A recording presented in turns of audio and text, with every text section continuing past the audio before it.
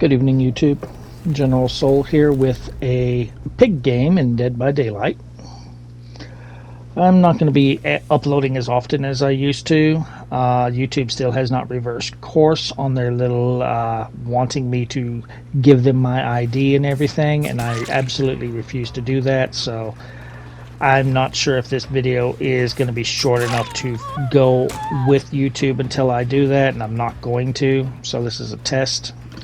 But anyway, we are in the Bone Chill event, which is their Dead by Daylight's Christmas event. The big difference between regular Dead by Daylight and Bone Chill is that there are these snowmen that you can jump into, and you can collect snowballs and have snowball fights, which makes some games either really boring or kind of like, what the fuck, guys? Because match before this, I was going to record it and post it, but what ended up happening is the survivors basically refused to play. They refused to play the objective of Dead by Daylight. They only wanted to do snowball fights and jump in snowmen. And I've got trophies to work on. So I took the game seriously while they did not. And that was a real short game.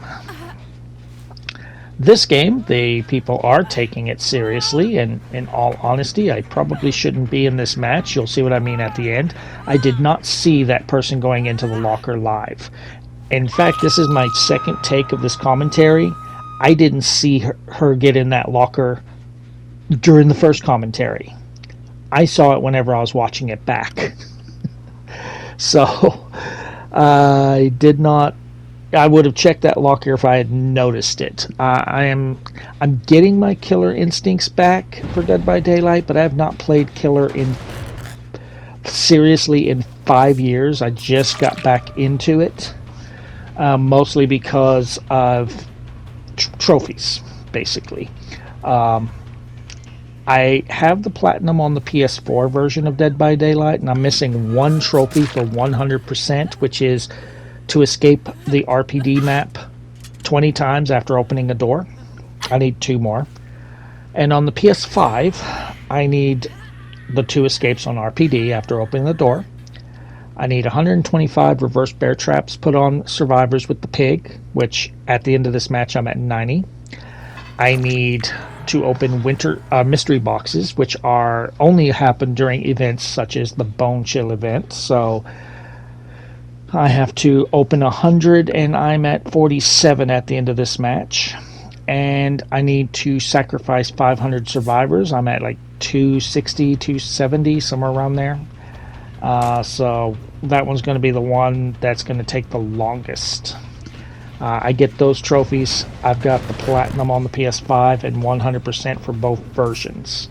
There will not be a platinum journey for Dead by Daylight because when I started working on this, I wasn't intending to get fully back into Dead by Daylight. People who knew my old channel knows that there at the end, my channel kind of became a Dead by Daylight channel. I wasn't super huge, so you probably never heard of me, but I did do a lot of Dead by Daylight videos, mostly killer gameplay. Did some survivor gameplay, but I played both sides, but I leaned more towards the killer. And then with choices behavior kept making, like whenever I came back, there was a big outroar of how survivor-sided behavior was. I quit the game because they were becoming very survivor-sided back then. What do I mean by that? There were a lot of game-breaking bugs that mostly affected killers that never would get fixed. There was one, for example. Michael Myers had a bug where his power just did not work. He could not stalk people. And for Myers to use his power to be anywhere near competent. He needed to be able to stalk people so that he gains more power, so he becomes more deadly. So not being able to stalk people meant Myers was weak as shit. And right here, I had every intention to go after Jake, but when he ran off like that, I'm like, oh, okay. I'll go after the person you just unhooked. And he's coming back trying to protect her, but it's like, you did this, Jake. You did this. This is your fault. You killed her. I'm sitting here, it's like, yeah, you did this. Because I don't tunnel, I don't camp, but whereas survivors have their little rule book that they want killers to follow, I have a rule book that I want survivors to follow, and if you break any of my rules, then fuck your rules. So when Jake ran off like that with Sprint Burst, I said, okay, I will tunnel. And for anyone who's saying I'm camping now, I saw scratch marks. There's a Michaela. Where the fuck am I gonna go? There, I heard Jake. Where the fuck am I gonna go? So anyone who's bitching that I was camping her as well, no, I wasn't. There were survivors around. But anyway, what was I talking about before that? But yeah, Myers could not use his stalk at all. And that bug persisted for 5 months. 5 months. Behavior did nothing about that. They did bug fixes for survivor issues and minor survivor issues that I'd never even heard of or experienced, but they wouldn't fix Myers. Until one day, a person posted a YouTube video explaining how PC users can fix that bug going into the files themselves. Well, I'll be damned if the next day that bug was fixed by behavior for everyone. They literally needed this person to tell them how to fix this bug on Myers. And at that point, I really started going. I'd already been like, I'm getting tired of behavior not knowing what the hell they're doing. And that one pretty much cinched it. It's like they do not care. And at that time, they were getting ready to release the twins. They were going to be the new killers. Since I'm on console, I don't get to participate in the PTBs at all. So I kind of watched the PTB. I wasn't really feeling the twins, but I was waiting for it to come out. And the day it came out completely broken. One of the twins' perks did nothing. It literally was just a placeholder. It was a placeholder for the perks for the twins. Did nothing. So I'm like, that moment I just said, you know what, fuck it, I'm not gonna play killer anymore. You fuckers don't give a shit about killer at all. I'm just not gonna play killer anymore. And I only played survivor from that day on, and very little. I was so disenfranchised with behavior, with how they were doing this game, how they didn't seem to know what the fuck they wanted this game to be. They didn't seem to know if they wanted this game to be a casual party game or if they wanted it to be a competitive game. Because they'll do things, they'll balance things and say, well, it's a casual party game, but then they'll implement things like an MMR system and a ban system if you quit games, which would go into a competitive game. So it's like, you need to decide what the fuck this game is. Is it competitive or is it casual? Because you're trying to have it both ways and it doesn't work. And the problem is they're still doing that today. Anyway, Yui mind gamed herself here, so she gets my 5th bear trap. And so I haven't even gone over my perks or add-ons. So I've got an add-on to have 5 reverse bear traps instead of 4. And when a generator is done, 10 seconds is taken off the timer. The other add-on removes 20 seconds. I hear Kate here, and I know she's about to die, and then her head just popped. So, head pop. But so when if they don't get their helmet off, when a generator's done, they have 2 minutes to search 4 boxes to remove the reverse bear trap, or else they will die. And I have been able to get 1 to 3 head pops using these add-ons. Not even trying for head pops, and I'm able to get 1 to 3. Hey, Michaela. Wanted to go after Jake. Thought about going after the bot. I was like, no, Jake. That's a bot. Go after Jake. He's definitely the most dangerous one. If we can get rid of Jake, that makes this so much easier. And I was going to kick that, but yeah, he decided to freeze the pallet. But joke's on him. He can't vault it either.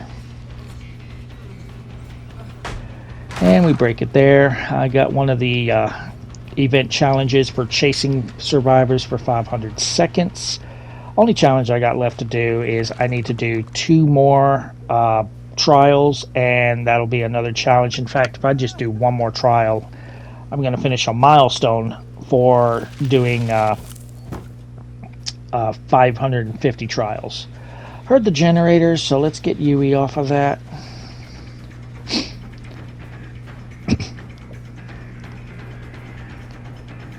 But yeah, I used to love this game. It was easily my favorite game. I played the hell out of it for several years, but